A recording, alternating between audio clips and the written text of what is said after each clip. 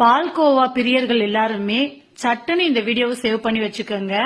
எதுக்காக சொல்றேன்னா, அதிகமான டைம் எடுக்காதுங்க. இந்த பால்கோவா பண்றதுக்கு ஜஸ்ட் ஒரு 5 மினிட்ஸ் இருந்தா போதும். சட்டுன்னு இந்த பால்கோவா செஞ்சு முடிச்சிடலாம். இது வரைக்கும் எந்த பேக்கரியிலயும் இந்த பால்கோவா கிடைக்காதுங்க. அந்த மாதிரி ஒரு டேஸ்ட்ல அட்டகாசமா எப்படி பண்ணலாங்கிறத பார்க்கலாம்.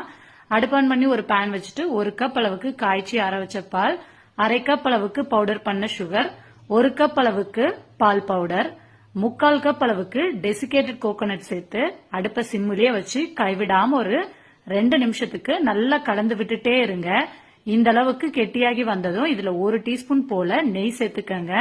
இப்ப பாத்திரத்துல ஒட்டாத பதம் வர வரைக்கும் நல்லா கலந்து விட்டுட்டு கடைசியா இதுல டேஸ்டுக்காக ஒரே 1 டீஸ்பூன் அளவுக்கு மில்க் மெய்ட் சேர்த்து நல்லா மிக்ஸ் பண்ணிட்டு அடுப்பு ஆஃப் பண்ணிட்டீங்கன்னா டேஸ்டியான இன்ஸ்டன்டான ஒரு பால்கோவா தான் பண்ணிருக்கோம். மிஸ் பண்ணாம ட்ரை பண்ணி பாருங்க. டேஸ்ட் அல்டிமேட்டா இருக்குங்க. ட்ரை பண்ணுங்க. பை.